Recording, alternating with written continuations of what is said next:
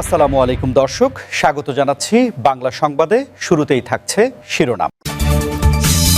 শুরুতেই জানিয়ে দেব, দেশে সাজানো ও ইঞ্জিনিয়ারিংয়ের নির্বাচন হয়েছে বলেছে ফাইজুল করিম। বিস্তারিত থাকছে প্রতিবেদনে।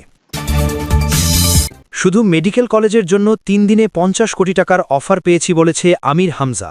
বিস্তারিত থাকছে প্রতিবেদনে। সর্বশেষ জানিয়ে দেব, তারেক রহমানের ছেড়ে দেওয়া আসনে প্রার্থী ঘোষণা বিএনপির। এতক্ষণ শুনছিলেন সংবাদ শিরোনাম, এবারে বিস্তারিত।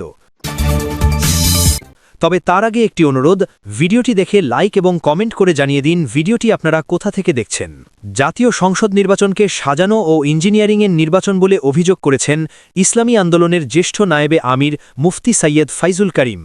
শুক্রবার বরিশালের আলেম ও ওলামা ও পেশাজীবীদের সম্মানে আয়োজিত ইফতার অনুষ্ঠানে দেওয়া বক্তব্যে তিনি এমন অভিযোগ করেন।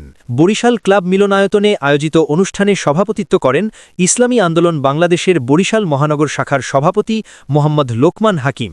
দেশের বর্তমান পরিস্থিতিতে উদ্বেগ প্রকাশ করে মুফতি সৈয়দ ফাইজুল করিম অনুষ্ঠানে বলেন, আমরা একটি সুষ্ঠু, অবাধ ও নিরপেক্ষ নির্বাচনের আশা করেছিলাম, কিন্তু তা হয়নি। দেশে একটি সাজানো এবং ইঞ্জিনিয়ারিংয়ের নির্বাচন হয়েছে।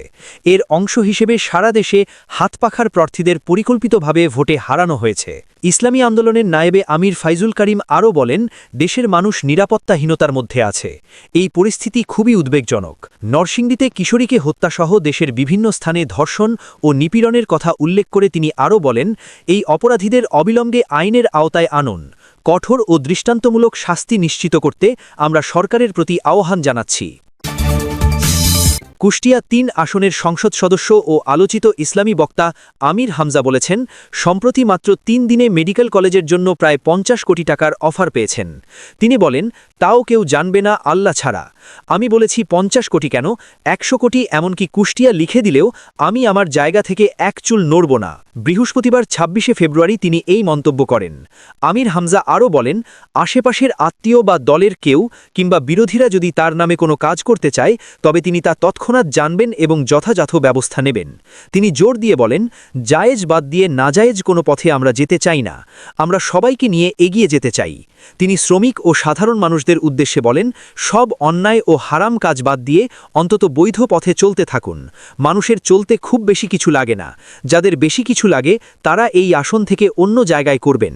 আমরা চেষ্টা চালাবো সঠিক থাকার।